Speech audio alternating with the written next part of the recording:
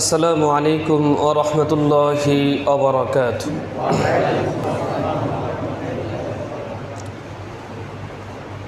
আল্লাহু আকবার, আল্লাহু আকবার, লা ইলাহা ইল্লাল্লাহ, আল্লাহু আকবার, আল্লাহু আকবার, ওয়া লিল্লাহিল হামদ। আলহামদুলিল্লাহ, আলহামদুলিল্লাহি ওয়া কাফা ওয়া সালামুন আলা ইবাদিহিল্লাযীনা ইসতাফা। أما بعد فقد قال الله سبحانه وتعالى في كلامه المجيد وفي فرقانه الحميد. أعوذ بالله من الشيطان الرجيم. بسم الله الرحمن الرحيم. فلما أسلما وتله للجبين وناديناه أن يا إبراهيم قد صدقت الرؤيا إنا كذلك نجزي المحسنين.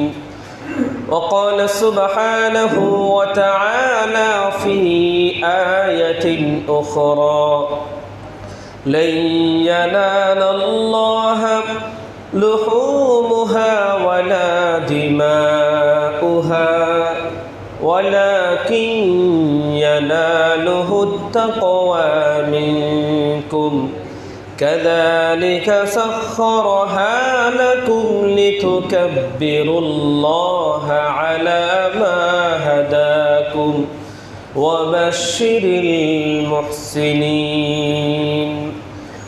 وقال النبي صلى الله عليه وسلم من وجد سعة فلم يضحي فلا يقربن مصلانا.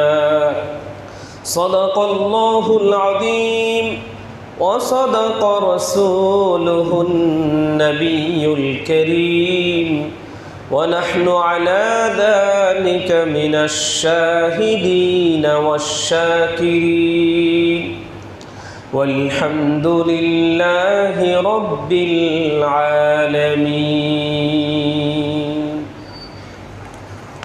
সম্মানিত হাজিরিন, প্রিয় মুসল্লিনে কেরাম, প্রথমেই আমার পক্ষ থেকে, মসজিদের পক্ষ থেকে এবং মসজিদ কমিটির পক্ষ থেকে সকলকে জানাচ্ছি আন্তরিক শুভেচ্ছা এবং ঈদ মোবারক। তাকাব্বালাল্লাহু মিন্না ওয়া মিনকুম।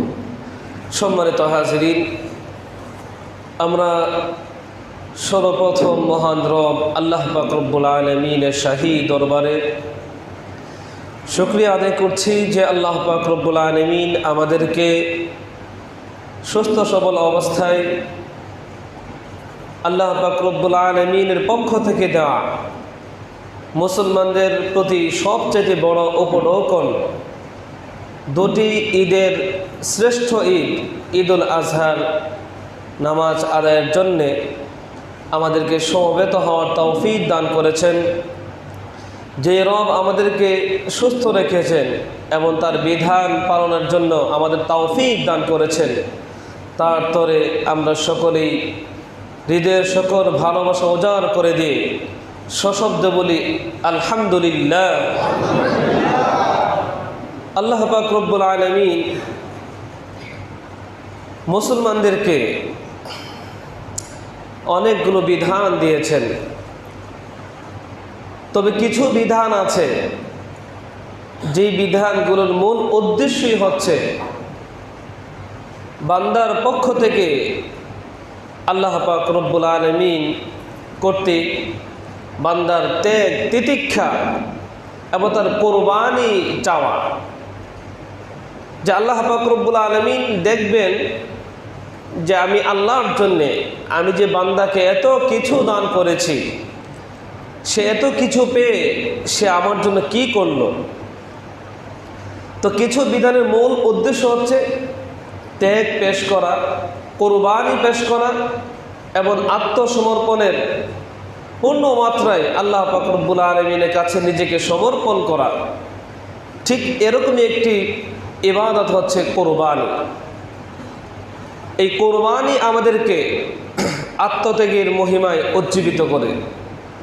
এই কোরবানির ইতিহাস, এই কোরবানির মূল প্রেক্ষাপট আমাদেরকে এই শিক্ষায় দেয় যে আমাদের সকল কিছু সব সময় আমরা এক আল্লাহর তরে বিলিয়ে দিতে সকলে কে আছে? সন্তুষ্ট আছি।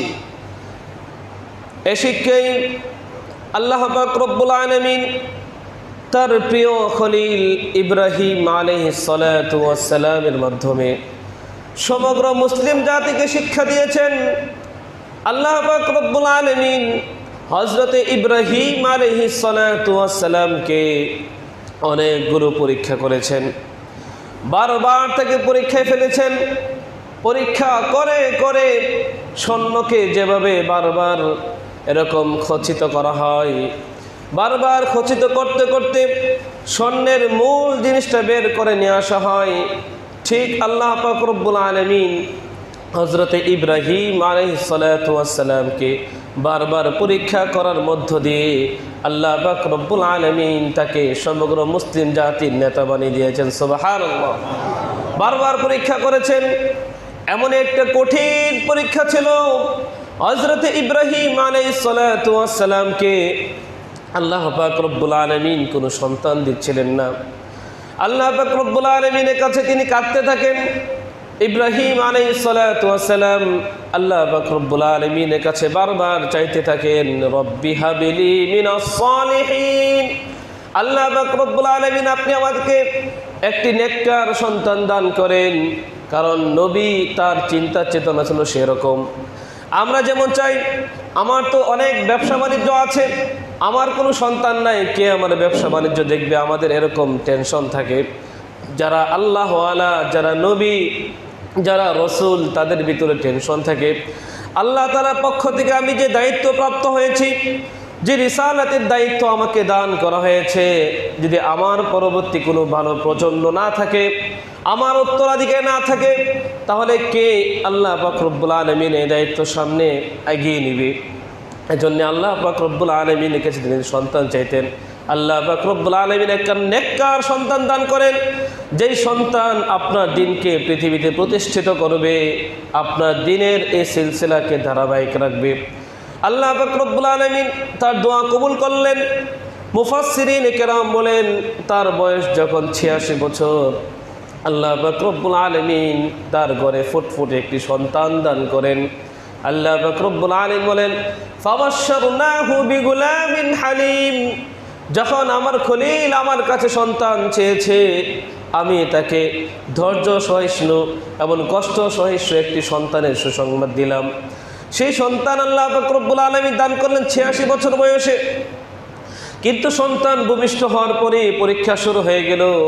আল্লাহ তাআলা আদেশ করে দিলেন, যাও ইব্রাহিম, তোমার কলিজার টুকরা সন্তান এবং তোমার প্রিয় স্ত্রীকে সেই মক্কার কাছে, বাক্কা যেখানে বলা হয়, সেই মক্কার মরুভূমিতে যেখানে কোনো মানুষ নেই, জনপদ নেই, সেখানে তুমি রেখে আসো। আল্লাহ নবী মুহূর্তের জন্য দেরি করলেন না, বিলম্ব করলেন না। ছোট সন্তান এবং স্ত্রীকে সাথে নিয়ে রওনা করলেন, সেই মরুভূমিতে রেখে আসলেন। আসার পথে মা হাজেরা আলাইহিস সালাম জিজ্ঞেস করলেন, আল্লাহ নবী আমাদেরকে কেন রেখে যাচ্ছেন? তিনি ব্যথায় কিছু বলতে পারছেন না। এত বছর পর আল্লাহর কাছে বারবার কান্না কাটা করার পরে যে একটি সন্তান পেয়েছেন, সেই সন্তানকে রেখে যাচ্ছেন, কত কষ্ট বাবার। কিন্তু আল্লাহর নির্দেশ মানতেই হবে। এবং তিনি যেহেতু নবী এবং আল্লাহর খলিল, সেক্ষেত্রে তিনি আল্লাহর বিধান পালনের ক্ষেত্রে বিন্দু মাত্র পিছপা হবেন না। তিনি মনের ব্যথায় কিছু বলতে পারছেন না। তাকে একবার, দুবার, তিনবার জিজ্ঞেস করার পরে ইব্রাহিম আলাইহিস সালাতু ওয়াস সালাম আকাশের দিকে আঙ্গুল তুলে ইশারা করলেন। সাথে সাথে আম্মা জান হাজরা আলাইহিস সালাম বুঝে ফেললেন এটা সাধারণ কোনো কারণ নয়, এটা স্বয়ং আমার আল্লাহ, আমার স্বামী ইব্রাহিম আলাইহিস সালাতু ওয়াস সালামের যিনি রব, সেই আল্লাহ তাআলাই আদেশ করেছেন। সাথে সাথে তিনি বলে ফেললেন, ওগো প্রিয় স্বামী, যে আল্লাহ পাক রব্বুল আলামিন আপনাকে আদেশ করেছেন আমাকে এবং আমার ছেলেকে এখানে রেখে যাওয়ার জন্যে, আমি সে আল্লাহর প্রতি পূর্ণ আস্থা রাখি, আমার কোনো সমস্যা নাই, আপনি নির্বিঘ্নে নিশ্চিন্তে চলে যেতে পারেন। সুবহানাল্লাহ। যেমন নবী তেমনি নবীর স্ত্রী, ঠিক সেভাবে তিনি রেখে চলে আসলেন এত কষ্টের মধ্য দিয়ে। এরপর যখন সন্তানটা আস্তে আস্তে সেখানে বড় হলেন, অনেক ইতিহাস আপনারা জানেন, কিন্তু আল্লাহ পাক রব্বুল আলামিন আবারও তাকে কঠিন পরীক্ষা ফেললেন। ইব্রাহিম আলাইহিস সালাতু ওয়াস সালামকে স্বপ্ন যুগে দেখালেন, ও আমার খলিল ইব্রাহিম, তোমাকে কিন্তু এখন একটা কাজ করতে হবে। সে কাজটি হচ্ছে, তোমার কাছে এই মুহূর্তে সবচেয়ে প্রিয় যে বস্তুটি আছে, সে বস্তুটি আমি আল্লাহর রাহে কুরবানি করে দিতে হবে। নবী বুঝে ফেললেন কি জিনিস। যদিও তাফসীরে কিতাবে আসছে তিনি একবার নয় 3 বার স্বপ্ন দেখেছেন। প্রথমবারে তিনি অনেক গরু ওট দুম্বা কুরবানি করেছেন। যখন আবারও দেখতে পেলেন, শেষ অবধি তিনি বুঝতে পারলেন আমার কাছে সবচেয়ে প্রিয় বস্তু হচ্ছে আমার কলিজার টুকরা সন্তান ইসমাইল। আল্লাহ পাক রব্বুল আলামিন তো সেই ইসমাইলকে চাচ্ছেন। তিনি আর দেরি না করে ফিলিস্তিন থেকে চলে গেলেন সেই মক্কাতে। গিয়ে তার স্ত্রীকে বললেন, ইসমাইলকে সাজিয়ে গুছিয়ে দাও। ঠিক আজকের এই দিনে ইব্রাহিম আলাইহিস সালাতু ওয়াস সালাম তার সন্তানকে নিয়ে রওনা করলেন, জবে করবেন। আল্লাহ পাক রব্বুল আলামিন প্রিয় বস্তু চেয়েছেন, তিনি দিতে উদ্যত হয়ে গেলেন। সাথে সাথে দেরি করলেন না। সন্তানকে কোরবানির স্থানে নিয়ে যাওয়ার পর ইব্রাহিম আলাইহিস সালাতু ওয়াস সালাম জিজ্ঞেস করলেন, ইন্নী আরা আযবাহুকা ফানজুর মাযা তারা। ইব্রাহিম আলাইহিস সালাতু ওয়াস সালাম প্রিয় সন্তান কলিজার টুকরা ইসমাইল আলাইহিস সালাতু ওয়াস সালামকে বললেন, ও প্রিয় বৎস, প্রিয় সন্তান, আমি স্বপ্ন যুগে দেখতে পেয়েছি আমি তোমাকে জবে করছি, তোমার অভিমত কি আমার কাছে পেশ করো। যেমন নবী, যেমন বাবা, তেমন ছেলে। ইসমাইল আলাইহিস সালাতু ওয়াস সালাম কোনো কাল বিলম্ব না করে সাথে সাথে জবাব দিয়ে বললেন, ইয়া আবাতি ফাআল মা তু'মার সাতাজিদুনি ইনশাআল্লাহু মিনাস সাবিরিন। বাবা, আপনি কোনো কাল বিলম্ব করবেন না। আপনি স্বপ্ন যুগে যে আদেশ প্রাপ্ত হয়েছেন আল্লাহ তাআলার পক্ষ থেকে, যেভাবে আদেশ প্রাপ্ত হয়েছেন, আপনি সে আদেশ পরিপূর্ণরূপে বাস্তবায়ন করেন। ইনশাআল্লাহ আমি ইসমাইলকে আপনি দজশীলদের অন্তর্ভুক্ত পাবেন। সুবহানাল্লাহ। সন্তান সাথে সাথে সম্মতি দিয়ে দিলেন যে বাবা, আপনি যে আদেশ পেয়েছেন কাল বিলম্বের কোনো দরকার নেই। আমি জানি আমি আপনার কলিজার টুকরা, আমি আপনার চোখের মণি, চোখের শীতলতা, তারপরেও আপনার রব যেখানে আদেশ করেছেন সেখানে আমার কোনো প্রশ্ন নেই। আপনার রব আপনাকে যেভাবে আদেশ করেছেন আপনি সেভাবেই বাস্তবায়ন করেন, আমি রাজি আছি। সুবহানাল্লাহ বিহামদি। সেই কুরবানি এত কষ্টের পর আল্লাহ পাক রব্বুল আলামিনের কাছে চেয়ে এত বৃদ্ধ বয়সে সন্তান পেয়েছেন। সেই সন্তান যখন মোটামুটি হাঁটতে চলতে পারে, কেউ কেউ বলেছেন 7 বছর, আবার কোনো মুফাসসির বলেছেন 13 বছর বয়সে উপনীত হয়েছেন। সেই সন্তান দেখলে চোখ জুড়িয়ে যায়। আমাদের সন্তান যখন কিছুটা বড় হতে শুরু করে, তাকে দৈনন্দিন তাকে নিয়ে স্বপ্ন দেখি, বিভিন্ন স্বপ্নবুকে লালন করি। আমার ছেলে আজ কত সুন্দর দেখাচ্ছে, সে মাশাআল্লাহ বড় ব্যারিস্টার হবে, সে আলেম হবে, কত কিছু ভাবি। সন্তানকে নিয়ে দৈনন্দিন আমাদের ভাবনা কোনো শেষ নেই। তো ইব্রাহিম আলাইহিস সালাতু ওয়াস সালাম তিনি তো কোনো ব্যতিক্রম নন, যে সন্তানকে এতবার চেয়ে আল্লাহ তাআলার কাছ থেকে নিয়ে এসছেন। যে সন্তান উনি জানছেন, বুঝতে পারছেন যে আমার পর আল্লাহ তাআলার কাজকে তিনি সামনে বাড়াবেন, রিসালাতের দায়িত্বকে তিনি সামনে এগিয়ে নেবেন। সেই সন্তানকে এখন আমাকে জবে করতে হবে। কিন্তু আল্লাহ পাক রব্বুল আলামিন চান তো পরীক্ষা, ত্যাগ তিতিক্ষা চান। আল্লাহ তো আগে থেকে জানেন যে সন্তান আমি তাকে চাই না যে জবাই করে তাকে হত্যা করে ফেলো। আমি দেখতে চাই আসলে খলিল ইব্রাহিম, আমি যে তাকে খলিল উপাধি দিয়েছি, দেখি সে আমার আদেশ কতটুকু মান্য করে, সে কতটুকু কুরবানি স্বীকার করতে পারে, কতটুকু ত্যাগ আমার জন্য সে স্বীকার করতে পারে। আমি সে পরীক্ষা তার থেকে নিতে চাই। তখন ইব্রাহিম আলাইহিসসালাতু ওয়াসসালাম সন্তানকে শেষ অবধি তিনি শুইয়ে দিলেন। কোরআনে কারিমে সেই ঘটনা আকস্মিকভাবে এবং বিস্ময়করভাবে আল্লাহ পাক রব্বুল আলামিন বর্ণনা করেছেন। আল্লাহ পাক রব্বুল আলামিন সেই কোরবানির সময়কার ঘটনা কোরআনে কারিমে ইরশাদ করে বলেন, ফালাম্মা আসলামা ওয়া তাল্লাহু লিল জাবিন وناديناه أن يا إبراهيم قد صدقت الرؤيا إنا كذلك نجزي المحسنين। আল্লাহ পাক রব্বুল আলামিন বলেন, যখন ইব্রাহিম এবং তার ছেলে ইসমাইল উভয়ই আমার আদেশের সামনে পরিপূর্ণরূপে আত্মসমর্পণ করে ফেলল এবং ইব্রাহিম তার ছেলেকে কুরবানি করার জন্য, জবাই করার জন্য শুইয়ে দিল, তখন আল্লাহ পাক রব্বুল আলামিন বললেন, হে ইব্রাহিম, আমি তোমাকে স্বপ্নযুগে যে আদেশ দিয়েছি তা তুমি পরিপূর্ণরূপে বাস্তবায়ন করেছ। আর আমি এভাবেই ধৈর্যশীল যারা নেককার বান্দা তাদেরকে প্রতিদান দিয়ে থাকি। আল্লাহ পাক রব্বুল আলামিন সেই ইসমাইল আলাইহিসসালাতু ওয়াসসালামের বদৌলতে বেহেশত থেকে একটি দুম্বা কোরবানির জন্য পাঠিয়ে দিলেন। সুবহানাল্লাহ।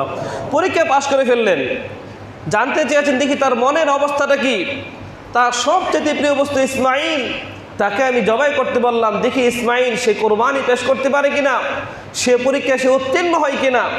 যখন ইব্রাহিম আলাইহিসসালাতু ওয়াসসালাম বাস্তবে তিনি দেখিয়ে দিলেন যে আল্লাহ আপনার যে কোনো বিধান, যে কোনো সময়, যে কোনো কিছুর মূল্যে আমি কোরবানি পেশ করতে, আপনার বিধান পালন করতে আমি আদিষ্ট আছি এবং আমি প্রস্তুত আছি।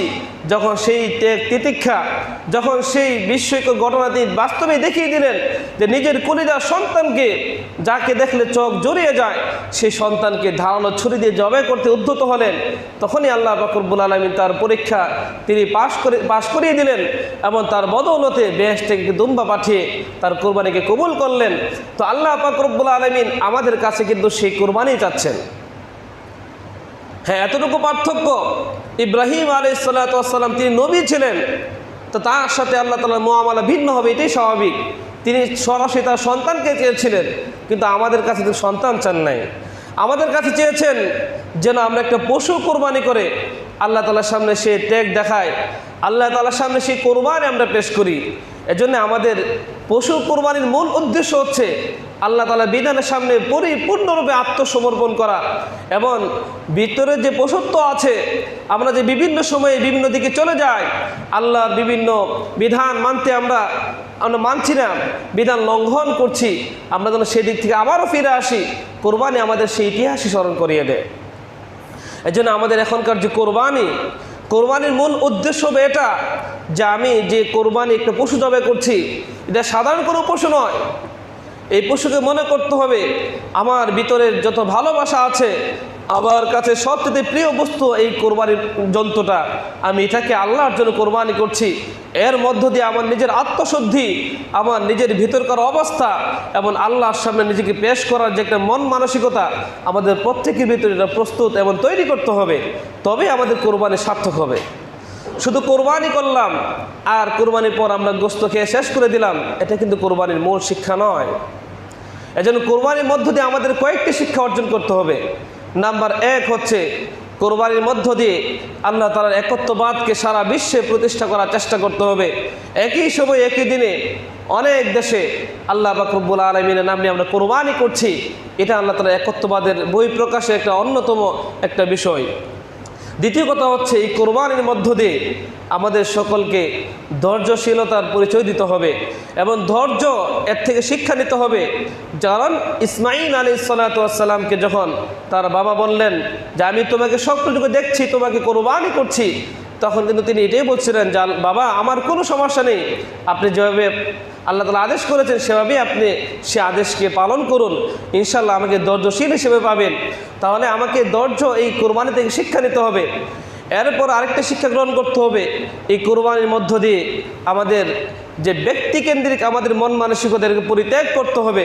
কারণ এই কোরবানির মধ্য দিয়ে সামাজিকতা এবং মানুষের প্রতি অন্যকেন্দ্রিক হওয়া, অন্যের প্রতি সহনশীল হওয়া, বিশেষ করে যারা আত্মীয় স্বজন আছেন, গরিব আছেন, তাদের প্রতি আমাদের সহনশীল হওয়ার শিক্ষায় কোরবানি থেকে শিক্ষা নিতে হবে।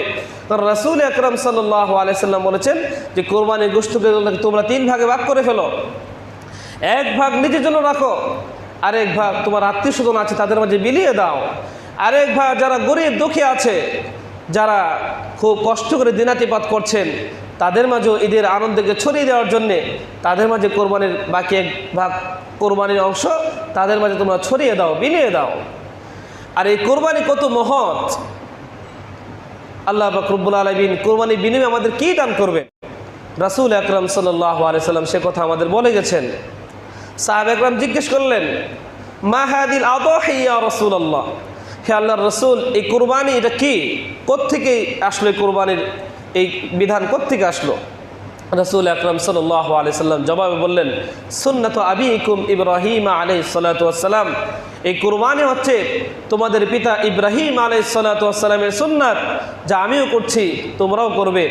তখন সাহাবা একরাম জিজ্ঞেস করলেন, ওমা আলানা ফিহা ইয়া রাসূলুল্লাহ, হে আল্লাহর রাসূল, আমরা তো কোরবানি করব, তবে এর মধ্যে আমাদের কি বিনিময় রয়েছে? আমরা আল্লাহর কাছ থেকে কোরবানির দ্বারা কি পাবো? রাসূল আকরাম সাল্লাল্লাহু আলাইহি সাল্লাম বললেন, বিকুল্লি শাআরাতিন হাসানা, যে কোরবানির পশুর প্রত্যেকটা পশমের বিনিময়ে আল্লাহ পাক রব্বুল আলামিন তোমাদের এক একটি সওয়াব দান করবে। সুবহানাল্লাহ। সাহাবে কেরাম তো সওয়াবের প্রতি খুব আকৃষ্ট ছিলেন। তারা আরও আগ্রহ নিয়ে জিজ্ঞাসা করলেন, ফাসুফ ইয়া রাসূলুল্লাহ, হে আল্লাহর রাসূল সাল্লাল্লাহু আলাইহি সাল্লাম, যে জন্তুর মধ্যে অত্যধিক পশম থাকে সেই পশুর ক্ষেত্রে আল্লাহ তাআলা কি দিবেন? রাসূল আকরাম সাল্লাল্লাহু আলাইহি সাল্লাম বলেন, বিকুল্লি শাআরাতিন মিনাস সুফি হাসানা, যদি কোনো পশুর অনেক পশম থাকে তাহলে আল্লাহ পাক রব্বুল আলামিন সে অধিক পশম বিশিষ্ট পশুর প্রত্যেকটা পশমের বিনিময়ে তোমাদের এক একটি সওয়াব দান করবে। সুবহানাল্লাহ। যদি এক একটা পশুর মধ্যে লক্ষ কোটি, আমরা জানি না কত পশম থাকে, যদি কোটি কোটি পশম বা লক্ষ লক্ষ পশম থেকে থাকে, আল্লাহ পাক রব্বুল আলামিন সে পশম অনুমতে আমাদেরকে সওয়াব দান করবে। সুবহানাল্লাহ। শুধু তাই নয়, রাসূল আকরাম সাল্লাল্লাহু আলাইহি সাল্লাম এই কথা বলেছেন, মা আমিলা ইবনু আদম মিন ইয়াউমিন নাহরি আহাব্বা ইলাল্লাহি মিন ইহরাকিদ দাম, যে বনি আদম সন্তান এই ঈদুল আজহার দিনে কোরবানি করার থেকে উত্তম কোনো আমল করতে পারে না। অর্থাৎ আল্লাহ তাআলার কাছে ঈদুল আজহার দিন সবচেয়ে প্রিয় এবং পছন্দের আমল হচ্ছে আল্লাহর নামে কোরবানির পশুকে প্রবাহিত করা। সুবহানাল্লাহ। আজকের দিনে সবচেয়ে পছন্দনীয় আমল আল্লাহর কাছে কোনটা? যে আপনি আল্লাহর নাম নিয়ে বিসমিল্লাহি আল্লাহু আকবার বলে আল্লাহর বরত্ব এবং মহত্ব ঘোষণার মধ্য দিয়ে কোরবানির পশুর রক্ত প্রবাহিত করা হচ্ছে আজকের দিনে সবচেয়ে বড় এবং পছন্দের আমল কার কাছে বলেন? আল্লাহর কাছে। আর রাসূল আকরাম সাল্লাল্লাহু আলাইহি সাল্লাম আরো বলেন, ওয়া ইন্নাহু লাতাতি ইয়াউমাল কিয়ামাতি বিকুরুনিহা ওয়া আশআরিহা ওয়া আজলাফিহা, এই কুরবানির পশুগুলো কাল কিয়ামত দিবসে আল্লাহ পাক রব্বুল আলামিনের আদেশে সে তার শিং, সে তার খুর এবং পশম সহকারে আল্লাহর দরবারে সে উপস্থিত হবে। সুবহানাল্লাহ। এবং যারা কোরবানি করেছেন তাদের আমলনামায় এরার ওজন করা হবে। সুবহানাল্লাহ বিহামদিহি। এজন্যে আমাদের কোরবানির থেকে অনেক কিছু শেখার আছে। এই কোরবানির দিনে মূল শিক্ষা হচ্ছে আত্মত্যাগ, যে আল্লাহ তাআলা সকল বিধানের ক্ষেত্রে যে কোনো সময়, যে কোনো মুহূর্তে, যে কোনো কিছুর বিনিময়ে আমরা আল্লাহর বিধানের সামনে মাথা নত করতে এবং আত্মসমর্পণ করতে প্রস্তুত আছি। এই শিক্ষা হচ্ছে কোরবানির মূল শিক্ষা। তো সম্মানিত হাজিরিন, আল্লাহ পাক রব্বুল আলামিন আমাদেরকে আজকের এই সুযোগ করে দিয়েছেন আমাদের কোরবানি করার মতো, এবং আমাদের এরকম কঠিন পরিস্থিতির মধ্য দিয়েও আল্লাহ পাক রব্বুল আলামিন যে আমাদের সুস্থ রেখেছেন, এটা আমাদের প্রতি অনেক অনেক বড় নিয়ামত। আজকের এই বিশ্বে বা আজকের এই সময়ে অসুস্থ থেকে সুস্থ থাকাটা হচ্ছে অস্বাভাবিক। বর্তমান সময়ে অসুস্থ হয়ে যাওয়াটাই স্বাভাবিক। এবং সুস্থ থাকাটা অস্বাভাবিক। এজন্য প্রতিটি মুহূর্তে আল্লাহ পাক রব্বুল আলামিনের দরবারে কায়মনোবাক্যে প্রার্থনা করতে হবে, শুকরিয়া আদায় করতে হবে যে আল্লাহ পাক রব্বুল আলামিন আপনি আমাদেরকে সুস্থ রেখেছেন, আপনি আমাদের সুস্থ অবস্থায় আমল করার সুযোগ দান করেছেন। এর থেকে বড় আমরা আপনার কাছে কী পেতে পারি, আর এর শুকরিয়া আমরা আপনার দরবারে কীভাবে আদায় করতে পারি, এরকম নিজেকে ছোট মনে করতে হবে এবং বেশি বেশি করে নেক আমল করার মধ্য দিয়ে আল্লাহ তাআলা সন্তুষ্টি অর্জন করার চেষ্টা করতে হবে। তো সম্মানিত হাজরিন, আমাদের সময় ঘনিয়ে আসছে, তো আমাদের নামাজের আগে কিছু গুরুত্বপূর্ণ মাসাইল সংক্ষেপে বলে দিচ্ছি যে আমরা প্রত্যেকেই যারা ইনশাআল্লাহ কোরবানি করব, প্রত্যেকের মূল কাজ হবে প্রত্যেকের নিয়তকে বিশুদ্ধ করে নেওয়া। এখন পর্যন্ত যার যে নিয়ত আছে, আশা করি সকল নিয়ত মাশাআল্লাহ খুব সুন্দর নিয়ত আছে। আবারও তারপর বলে দিচ্ছি, আমরা কোরবানির আগ মুহূর্তে বা এখন থেকেই সকলের মনের নিয়তকে বিশুদ্ধ করে নিব যে আমরা একমাত্র আল্লাহ তাআলা সন্তুষ্টি লাভের উদ্দেশ্যে এবং তার বিধান পালনার্থে আমরা কোরবানি করছি, অন্য কোনো উদ্দেশ্য আমাদের নাই। গোশত খাওয়ার উদ্দেশ্য, সমাজের নাম, যশ খ্যাতি অর্জনের উদ্দেশ্য, এর জন্য কোনো উদ্দেশ্য থাকলে কিন্তু আল্লাহ মাফ করেন কোরবানি সহি হবে না এবং কোরবানি কবুল হবে না, এক নম্বর কথা। দুই নম্বর কথা হচ্ছে, আমরা কোরবানির দিন যে কাজটা অধিক হারে আমরা করে থাকি, খুব একটা বড় ধরনের গুনাহ করে থাকি, সেটা হচ্ছে আমরা কোরবানির কাজ করতে গিয়ে, গরু বানানো বা গরু ঠিকঠাক করতে গিয়ে আমরা অনেক সময় জোহরের নামাজকে মিস করে ফেলি। আচ্ছা বলুন তো, কোরবানি কি ওয়াজিব না ফরজ? ওয়াজিব। আর জোহরের নামাজ ফরজ। হ্যাঁ, এই জন্য আবার এটা বলছে না যে এখন কোরবানি ছাড়া নামাজ পড়তে আসেন।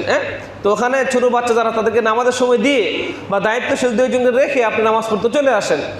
অধিক হারে যে জিনিসটা দেখা যায়, অনেক নামাজি মানুষ কিন্তু ওই যে অবহেলায় কিংবা ভুলে যায়, অসাবধানতাবশত নামাজের সময় চলে যাচ্ছে, এমনকি দেখা যায় আসর শ্রমিকের জন্য নামাজ কাজা করে। কি দরকার আছে? গোশত বা গরুতে কেউ নিয়ে যাচ্ছে না, ওখানে কাউকে বসিয়ে আপনি নামাজের সময় সুন্দর করে মসজিদে জামাত পড়ে গিয়ে বাকি কাজ সম্পন্ন করুন। সমস্যা আছে? কোনো সমস্যা নেই। এজন্য এটা খুব সাবধান এবং খেয়াল রাখতে হবে যে আমার ওয়াজিব কোরবানি, অনেক বড় কোরবানি এবং বিধান, এই বিধান পালন করতে গিয়ে যেন আমাদের কারো নামাজ ছুটে না যায়, সেদিকে সদা দৃষ্টি